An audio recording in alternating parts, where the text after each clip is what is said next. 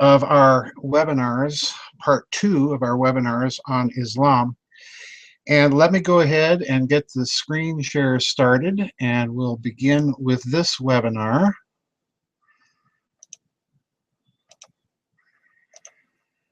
And I've entitled it, as you can see, The Standard Historical Narrative of Muslim Orthodoxy and the Pillars of Islamic Theology. These are, as I mentioned in the last webinar, very closely related, very tightly related in Islamic thinking. Now, in this particular webinar, we're going to be discussing 3 points in particular. The first is going to be, of course, the standard chronology itself as Muslims themselves understand it. In other words, the chronology of the life of Muhammad and then the succeeding caliphates that actually were involved in the compilation and dissemination of the Quran. Then, as a component of this, we're going to, in the second point, discuss the pillars of Muslim orthodoxy. In other words, what are the sources of their theological formulations, and more importantly, of their law. And of course, as we're going to see, they are principally 3: the Quran itself, then the Hadith, which is that great body of literature on the life of Muhammad and the circumstances in which he was revealed certain verses of the Quran. This is a crucial thing in Islamic theology, the Hadith. And then thirdly, of course, the Sirah, the life or biography of Muhammad itself. And then finally, the third point that we're going to discuss is the infallible consensus and the weak point in this whole edifice, and that is the theology of abrogation. This is actually a doctrine within Islam, and its relationship to the standard chronology. Now, the standard historical narrative of Muslim orthodoxy, as I'm presenting it, is based upon sources cited in the previous webinar. And in these sources, there are 2 I want to draw your attention to. There are 2 tables or chronologies given. One by Ibn Warraq, who, as you'll recall, is the former Muslim scholar who has edited and authored a number of articles and anthologies of articles in his published books. And in particular, we're going to be discussing or referring or relying on the chronology that he gives on pages 548 to 550 in his anthology, The Quest for the Historical Muhammad, and the chronology of Robert Spencer in his popularized book, Did Muhammad Exist? An Inquiry into Islam's Obscure Origins, on pages number Roman numeral 13 through 15.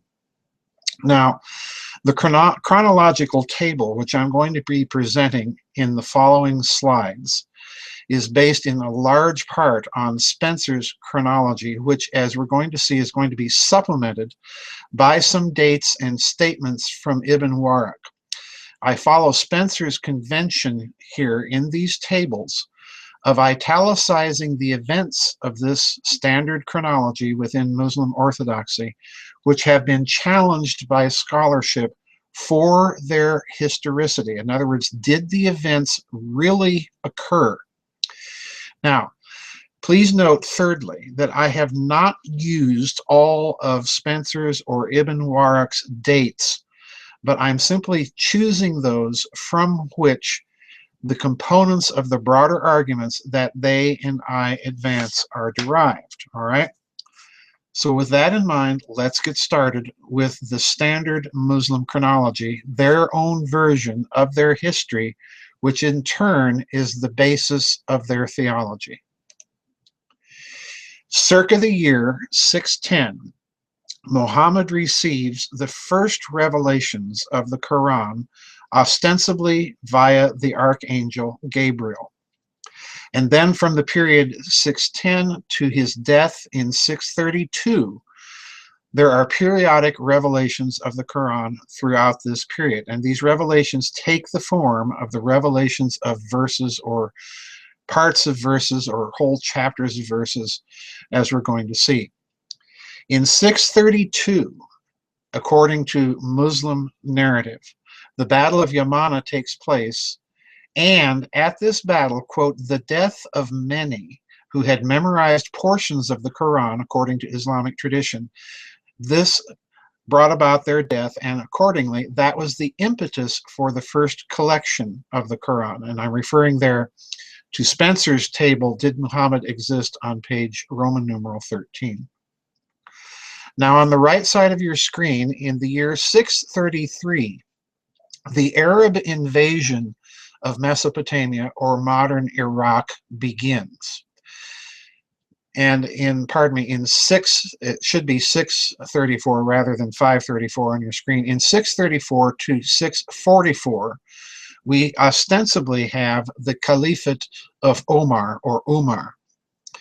And then in 636 to 637, of course, we have the Arab conquests of Syria and Palestine. This will become a crucial point, as we're going to see later in this webinar.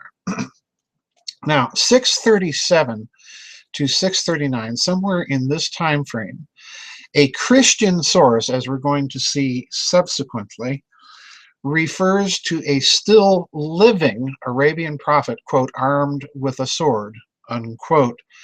And that is mentioned by Robert Spencer, again on page number Roman numeral 13 in his chronological table. Now, we're going to see this source a little later on. We're going to be quoting from it and noticing certain things about this source.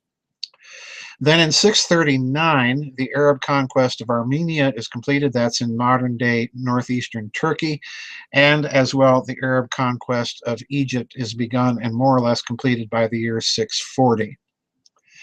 Then in 644 to 656, we have the Caliphate of Uthman. This is going to become very important in terms of some early Muslim traditions about the compilation of the Quran.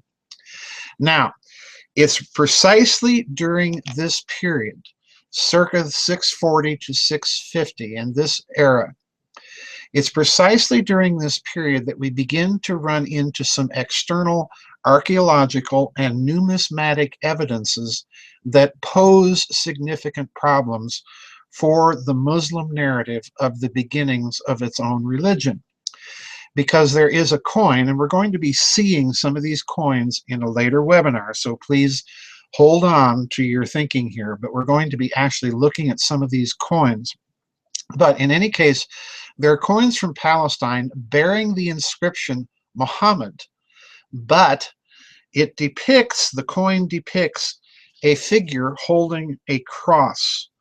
Now, please remember something about Muslim Orthodoxy, which supposedly is completed by Muhammad's death with the revelation of the entire Quran by the time that Muhammad supposedly dies. And that is, of course, what are we to make about the apparent contradiction here between the Muslim Orthodoxy's prescription of idolatry? You're not supposed to portray any living thing, and a coin with a figure bearing the inscription Muhammad, but with a figure holding a cross. This is going to become an important consideration when we examine these coins and their evolution in a subsequent webinar, in the next webinar, as a matter of fact. Now, circa in the 650s to the 660s, during these 2 decades, we have the Arab conquest of northern Africa. And then, of course, by the early 700s, we have the Muslim conquest of Spain. In 653, the Caliph Uthman allegedly collects the Quran and, quote, standardizes its text, has variants burned, and distributes his version to all Islamic provinces, unquote. And again, this is from Spencer's chronological table from Did Muhammad Exist, on page Roman numeral 14. Then from 656 to 661, we have the Caliphate of Ali. And now we get to an undisputed historical caliphate. From 661 to 680, the Caliphate of Muawiyah. And this again displays some anachronicities. It displays some significant problems. because beginning in the 660s and on into the 670s, the coins of the Muawiyah Caliphate depict the caliph holding a cross topped with a crescent. And this is noted in Spencer on page number Roman numeral 14. And in the year 662, during the Caliphate of Muawiyah, we have an official dedication ascribed to the Caliph himself of a bathhouse in Palestine, which is erected with an official inscription that mentions Muawiyah and, again, bears a cross in the inscription. Now, again, these would simply signal that we're dealing with an era in which the Muslim orthodoxy that we know now in its Mohammedan form is not yet hardened. And this is in direct, please note, this is in direct contradiction to the standard narrative itself, that all of this was completed by the time of Muhammad, that Islam was a completed religion, if not completed in its textual form in the Quran and the Hadith. Then in the years 680 to 683, we have the Caliphate of Yazid I, and again, we have coins from the 680s during the Yazid Caliphate depicting him featuring a cross. And again, this is highly significant. This is from Spencer, Roman numeral 14. And again, as I mentioned, we're going to look at all of these coins in the very next webinar when we discuss more closely the archaeological and numismatic evidences against the standard Muslim narrative of the origins of its own religion.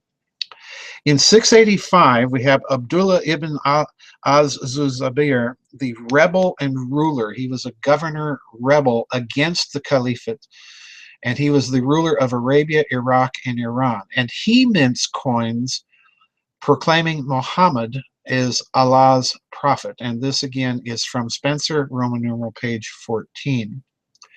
Now, this is really the conflict between the early Orthodox, what are called the early Orthodox patriarchs, or pardon me, caliphs, and then the beginning of tensions between the Umayyad and then subsequently the Abbasid caliphates. So these tensions indicate that there's something wrong with the standard narrative of Muslim orthodoxy concerning its own history. Now, this is very significant, this next caliphate. From 685 to 705, we have the Caliphate of Abdul al-Malik, and during this caliphate, we have in the year 691, the completion of the Dome of the Rock in Jerusalem, that beautiful and elegant building that most of us have seen pictures of, with its very unusual inscriptions. Now, we are not going to talk about the Dome of the Rock inscriptions in this webinar. We're reserving this to the 6th webinar, which is the discussion, philosophical and theological discussion and critique of some of the doctrines of Islam itself. And the Dome of the Rock is going to figure mightily in that discussion. But in the year 696, you'll note something now. We have the appearance of the first coins in the caliphates, which do not depict the ruler or the caliph, and which do contain the Muslim Shahada, or confession of faith. And you all know what that is. The confession of faith in Muslim orthodoxy is, there is no God but God, and Muhammad is his prophet. Now, continuing on with our brief chronological review of the standard Muslim history of its own historical narrative. This, again, is the standard history. In the 690s, Spencer notes that we have, according to a variant Islamic tradition, Hajjaj ibn Yusuf, the governor of Iraq, collects the Quran, standardizes its text, has variants burned, and distributes his version to all the Islamic provinces, unquote. Now, you'll notice that this is basically a repeat of the pattern that was ascribed to the Caliph Uthman, for which there's not much evidence. But again, this one does have some evidence. There is evidence that this actually occurred. So now we're beginning to notice some, some fissures within the patterns of Islamic narrative, all right? This is going to become quite crucial in a few slides. Now, circa the year 730, the Orthodox Church Father and Roman Catholic Church Father, a fellow by the name of St. John of Damascus, refers in one of his works to Islamic theology and to the various surahs or chapters of the Quran. But significantly, he does not mention the Quran by name. And this is going to be a crucial point when we consider Quranic and Hadithic criticism in a subsequent webinar. But by the 750s and 760s, Malik ibn Anas compiles the first collection of hadith. And we're going to discuss in a few slides what the significance of the hadith really are. Now, circa 760, this is a very crucial thing. We have the first collection and publication of a biography, or the Sirah, of Muhammad, pardon me, by Ibn Ishaq. However, this survives only in fragments.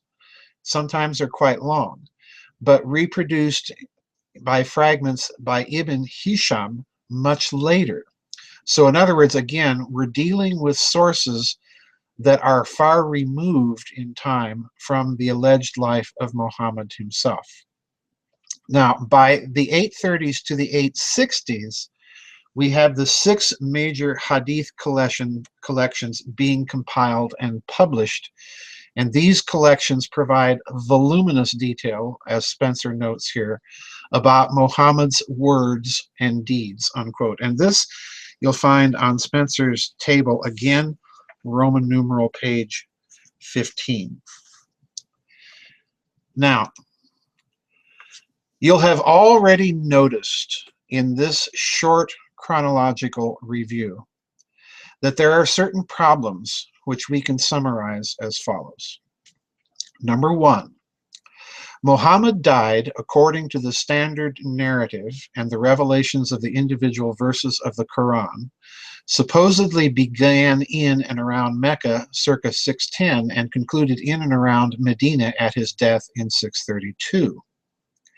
Thus, the revelation, inclusive of its proscriptions of depictions of figures and the cross, or idolatry, is supposedly in place by 632.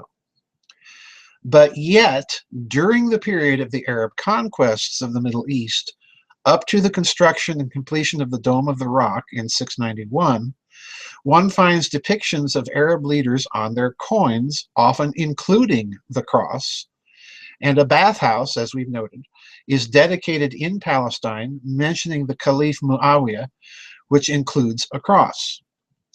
At the minimum, this means that Muslim orthodoxy is not yet solidified, in spite of the claim that the Caliph Uthman distributed the first collection of the Quran circa 653.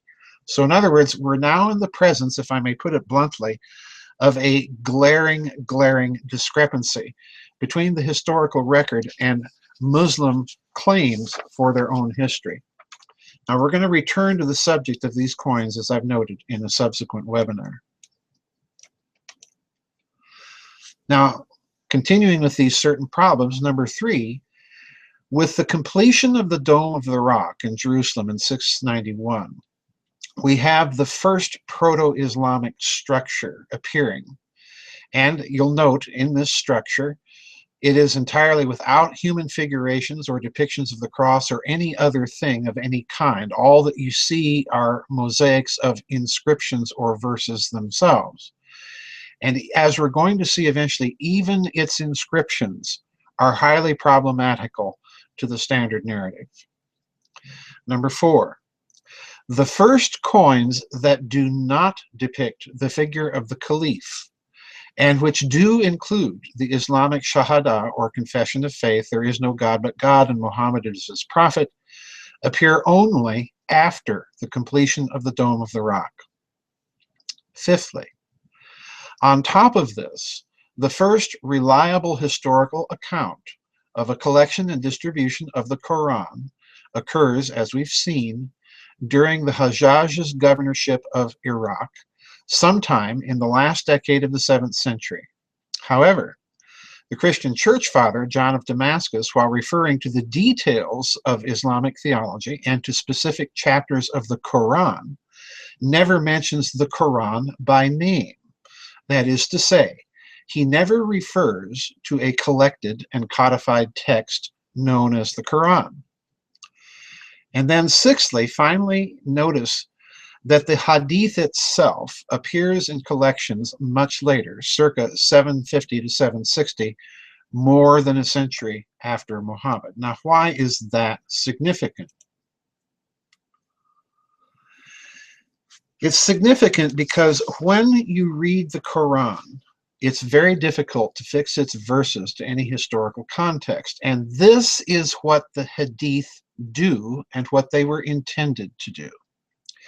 In Muslim Orthodoxy, the Hadith and the sayings and events of the life of Muhammad provide the context in which certain verses of the Quran were allegedly revealed to him. In other words, the Hadith, in a certain sense, are every bit as important as the Quran itself. So as such, the stories and traditions constituting the Hadith are alleged to have come down from Muhammad or from his immediate companions. Thus, the Hadith, which literally means, quote, reports, are the collections of Muhammad's words and deeds that form the foundation of Islamic law and practice, unquote. And I'm citing Spencer, Did Muhammad Exist, page 10 there. But as we have seen from the narrative of Muslim Orthodoxy, the first verifiable collection of Hadith occurs circa 750 to 760 under Malik ibn Anas, more than a century after Muhammad. And the great collections of the Hadith of the Muslim Golden Age, even a century after that, under the caliphates of the 830s to the 860s. So these are important historical points because, as Robert Spencer notes, the pioneering, quote, Hungarian scholar Ignaz Goldhitzer, who lived from 1850 to 1921, determined that the lateness of the Hadith collections relative to the time of Muhammad was supposed to have lived, together with the widespread Muslim tendency to forge stories about Muhammad that supported a political position or religious practice, made it virtually impossible to regard the Hadith, which fill many volumes, as historically reliable, unquote. And I'm citing Spencer on page 10 once again there. In fact, if you stop and consider this odd point, Muhammad as an individual person is mentioned only 4 times in the Quran itself. And of these 4 times, 3 times contain nothing about his life at all. And I'm citing page 18 from Spencer there. Now, this whole panoply of facts, and trust me, folks, I am skimming over a mountain of details that are presented in those books that I presented to you in the first webinar. But if you compile all this together, this raises the prospect, as many scholars have suspected, that the Hadith were simply largely contrived to fill in the historical and contextual details needed to make sense of the Quranic text itself. But if that's so, then we encounter here yet another problem.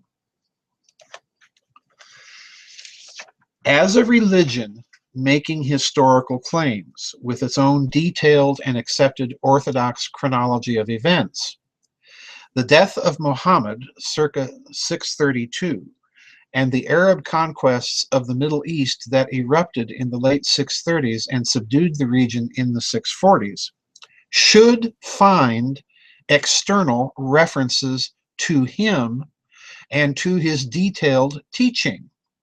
Remember, supposedly the entire Quran was revealed to Muhammad by his death and allegedly collected, codified, and distributed by Uthman in 653. The problem now revealing itself is that in, quote, a document known as the Doctrina Jacobi, which was probably written in Palestine between 634 and 640, that is, at the time of the earnest Arabian conquests and just after Muhammad's death in 632. It is written in Greek from the perspective of a Jew who is coming to believe that the Messiah of the Christians is the true one, and who hears about another prophet arisen in Arabia. And please note here, folks, this extensive quotation is from Robert Spencer's book. And now I'm quoting his quotation of the Doctrina Jacobi directly. Quote, when the candidatus, that is to say, a member of the Byzantine Imperial Guard, was killed by the Saracens, I was at Caesarea, and I set off by boat to Sycamina. People were saying that the candidatus has been killed, and we Jews were overjoyed. And they were saying that the prophet had appeared coming, pardon all the deleted letters there, I don't know what's wrong with my computer, I assure you I typed them.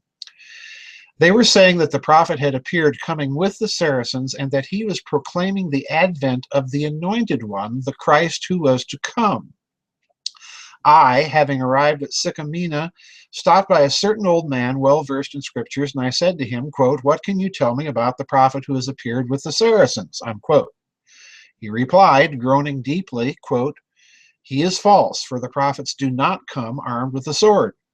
Truly, they are works of anarchy being committed today, and I fear that the first Christ to come, whom the Christians worship, was the one sent by God, and we instead are preparing to receive the Antichrist. Indeed, Isaiah said that the Jews would retain a perverted and hardened heart until all the earth should be devastated. But you go, Master Abraham, and find out about the prophet who has appeared, unquote. So I, Abraham, inquired and heard from those who had met him that there was no truth to be found in the so-called prophet, only the shedding of men's blood. He said also that he has the keys of paradise, which is incredible, unquote. Now, I've just cited from Robert Spencer once again, Did Muhammad Exist? On page 21. Now, let's note some things about this very early external source, almost contemporaneous with the death of Muhammad, and certainly contemporaneous with the Arab conquests of Syria and Palestine. Note that this early external source, firstly, does not mention this prophet's name. Number two, states that this prophet is still alive when Muhammad was supposed to have died in 632. And number three, this prophet did not claim to be the seal of the prophets, idem est, the last and final prophet, as is claimed in the Quran, but was preaching of one to come. And then finally and fourthly, the Quran nowhere proclaims that Muhammad, or anyone else for that matter, possesses the keys to paradise. And I'm citing the conclusions of Spencer on pages 21 through 22 of his excellent study, Did Muhammad Exist? Now, as Spencer also notes, the Doctrina Jacobi could simply be, quote, the misunderstandings of a Byzantine writer observing the Arab conquests from a comfortable distance, and not as evidence that Muhammad and Islam were different than what they are now, unquote. And that's page 22. But the problem here, my friends, is the deafening silence. For, quote, there is not a single account of any kind dating from around the time of the Doctrina Jacobi that affirms the canonical Islamic story of Muhammad and Islam's origins, unquote. And that's page 22. In other words, the only extant contemporary account near to Muhammad's alleged lifetime supports a religious and doctrinal view, one nominally Judeo-Christian, quite different from the subsequent Muslim orthodoxy. Now, this is a significant point, my friends, as we're going to see in one of our subsequent webinars on this subject.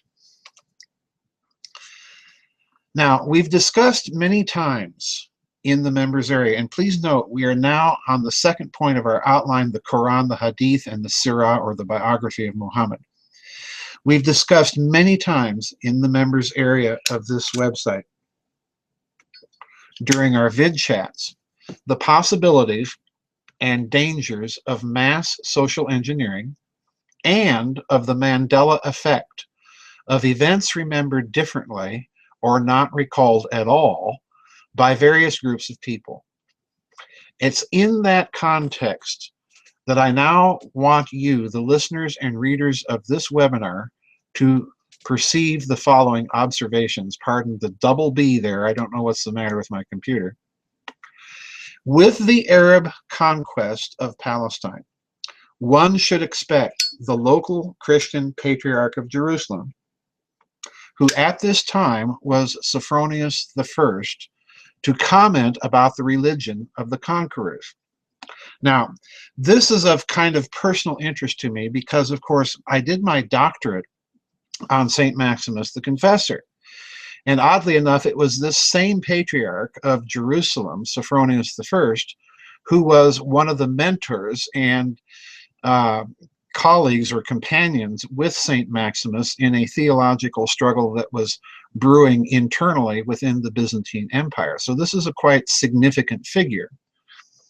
Now, Sophronius carried on, indeed, a vigorous polemic with the Arab conquerors of Palestine.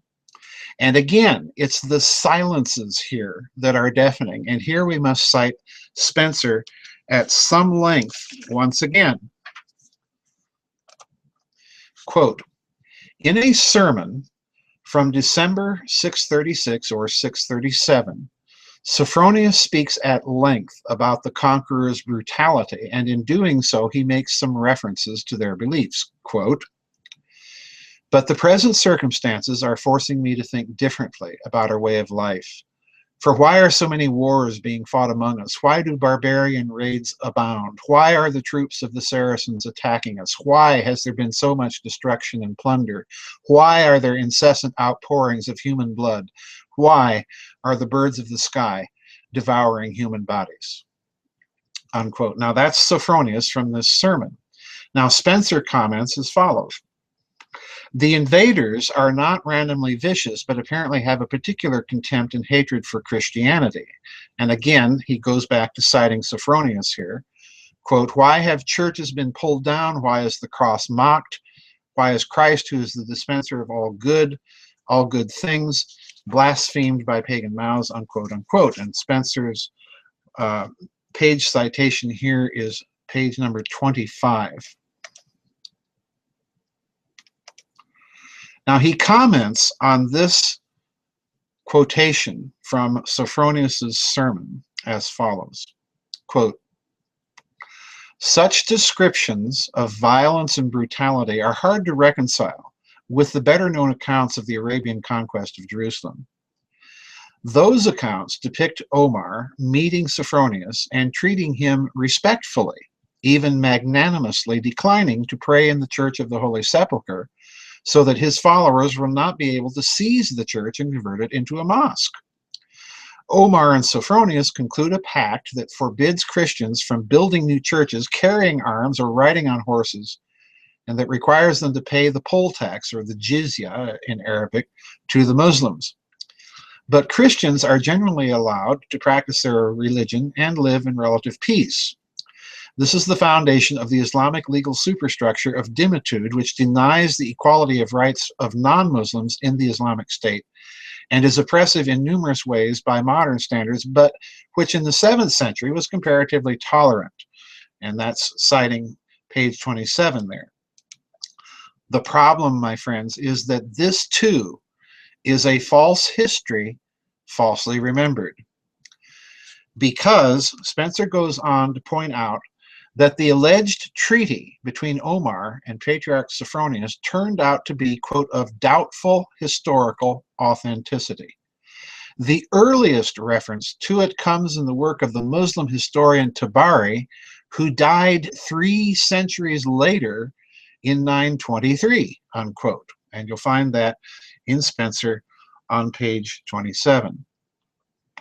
Now, indeed, Sophronius does not mention this pact. And indeed, the Patriarch of Jerusalem, writing at the time of the conquest, never mentions the conqueror's God, the Quran, or Muhammad. To put this deafening silence even more bluntly, Spencer states that, quote, no one who interacted with those who conquered the Middle East in the middle of the 7th century ever seems to have gotten the impression that a prophet named Muhammad, whose followers burst from Arabia bearing a new holy book and a new creed, was behind the conquests, unquote. And that's Spencer's book again on page 24. He shows, quote, no awareness that the Arabians had a prophet at all or were even Muslims, unquote. And that's page 28. Now, we're going to return to this deafening silence and different historical memories in a subsequent webinar in this series. However, for the moment, I want you to note what has been occurring right before your eyes. First of all, we have a clear schism within historical memory and interpretation of the same events. And secondly, every indication thus far presented is that a new memory of shared events is being deliberately orchestrated within one population, that is to say, the Arab conquerors, by means of the deliberate creation of a doctrine and supporting historical tradition. It is this feature, I submit to you, that makes it so dangerous and which also constitutes its fatal weakness. Now, let's turn to something new, to the third point of our outline, the infallible consensus and that weak point, the theology of abrogation and the standard chronology. There is one highly crucial and important event that I deliberately left out of the chronological table presented previously. And this is Muhammad's alleged hijrah from Mecca to Medina, which occurs in the year 620 after his supposed nighttime journey from Mecca to Jerusalem, where, according to the Muslim doctrine and tradition, he, like St. Paul, allegedly ascended and had a vision of the seventh heaven. This journey from Mecca to Medina constitutes the founding event, according to the standard narrative of Muslim Orthodoxy, of the founding of Islam. And it plays a crucial role in its interpretation of the Quran and in the rise of the theology of abrogation. The former Muslim scholar and critic Ibn Waraq observes that, quote, contradictions do abound in the Quran, and the early Muslims were perfectly well aware of them. Indeed, they devised the science of abrogation to deal with them, unquote. And I'm citing an essay, Introduction to What the Quran Really Says, which appears in his book, Virgins, What Virgins, on page 167. Now, this question, and folks, I cannot stress this point highly or strongly enough. This question is intimately and critically related to the claims that Islam is a religion of peace and tolerance, and it all turns on the alleged features of Muhammad's life and that crucial hijrah from Mecca to Medina. This tight connection between the alleged events of Muhammad's life, or the Sirah, and Islamic theology itself, particularly in respect to the theology of abrogation, is noted by Ibn Waraq in the following terms. The Muslim commentators, for whom the Quran and Sirah are necessarily and inexorably joined, have to decide the chronological order of verses in the Quran for doctrinal reasons. Western scholars who are wedded to the traditional Muslim account have also worked out a chronological scheme. Though there are many differences of detail, there appears to be a broad, pardon me, but by no means complete agreement as to which surahs belong to the Meccan, idem est, the early period of Muhammad's life, and which belong to the Medinan, idem est, later period. It is worth noting how time-bound the eternal word of God is, unquote, and I'm citing page 167 there. Ibn Warraq goes on to connect the theology of pardon me. I'm terribly sorry, folks, with my sinus problems, but I want to get these webinars done. But Ibn Warraq goes on to connect the theology of abrogation with the Meccan and Medinan verses, and it's this connection right there that we see the inherent problem of the portrayal of Islam as a religion of peace and tolerance. Ibn Warraq states the following, quote, "Now we can see how useful and convenient the doctrine of abrogation is in hailing scholars out of difficulties, though of course it does pose problems for apologists of Islam, since all the passages preaching tolerance are found in Meccan, that is to say early surahs or chapters, and all the passages recommending killing, decapitating, and maiming, the so-called sword verses, are Medinan, that is to say later verses. Tolerance has been abrogated by intolerance," unquote. And that appears in Ibn Warraq's Virgins, What Virgins on page 168, and I've added all emphasis. So in other words, abrogation or naskh means that a verse's legal ruling is suppressed while the wording remains. Quote, "That is to say, the earlier ruling is still to be found in the Quran and is still to this day recited in worship, but it no longer has any legal force," unquote. And that's on page 172. So in other words, these early Meccan verses from Surah 109 recite, "O unbelievers, I worship not what you worship, and you do not worship what I worship. I shall never worship what you worship, neither will you worship what I worship. To you your religion, to me my religion."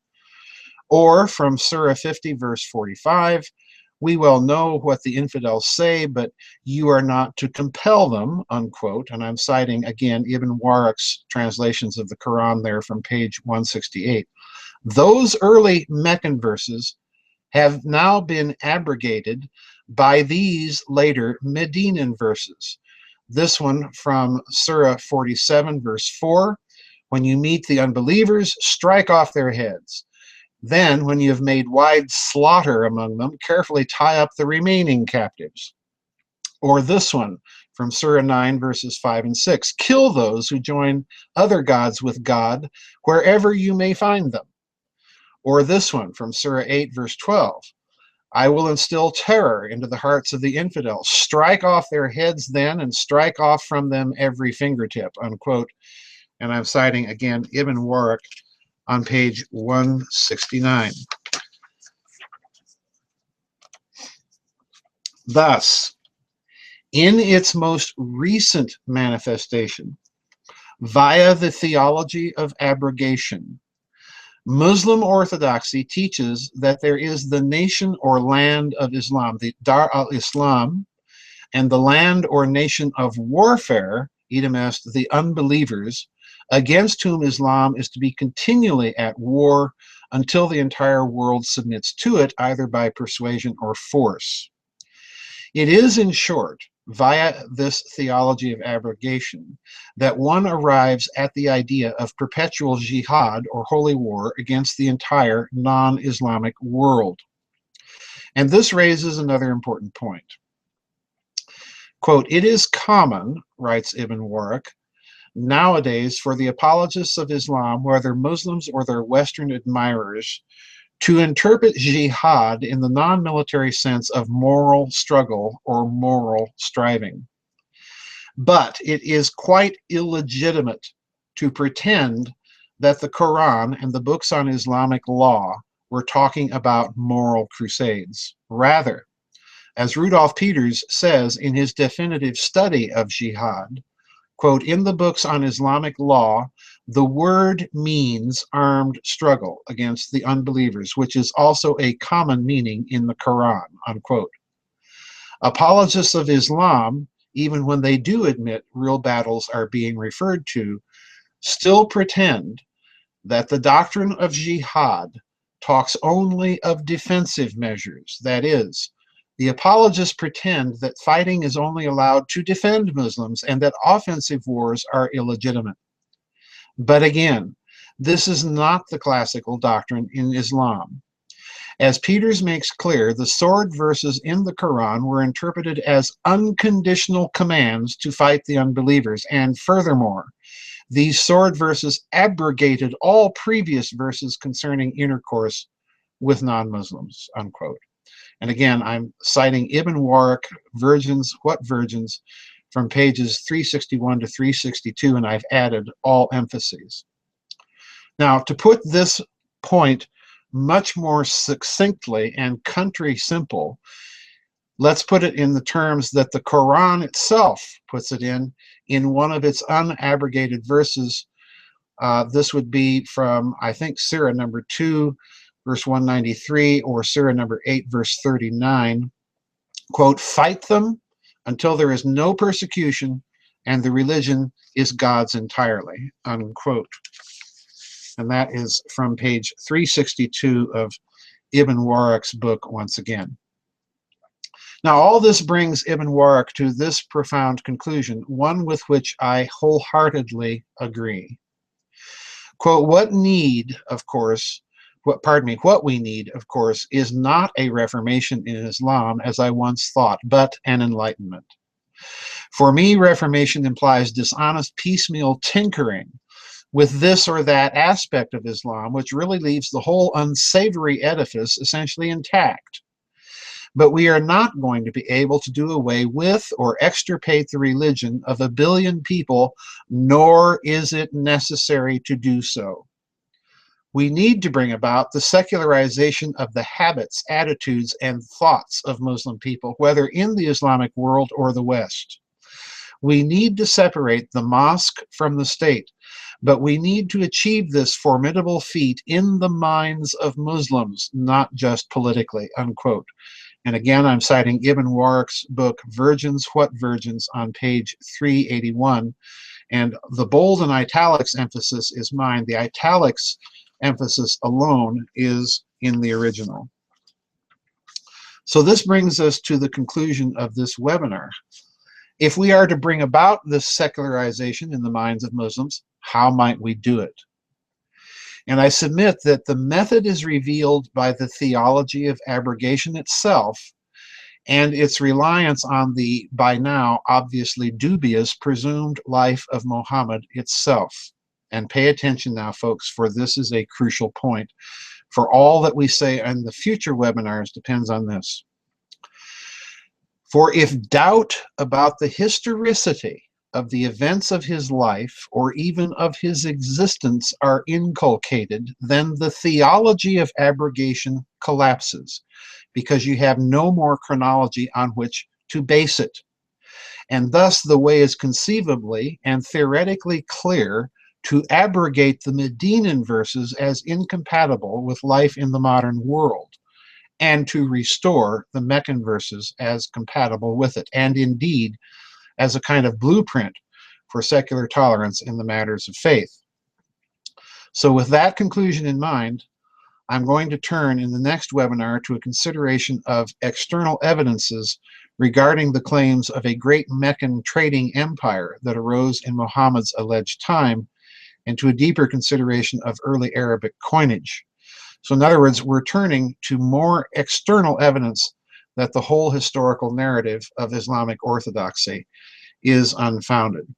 And with that, my friends, I'm Joseph Farrell, and I'll see you in the next webinar.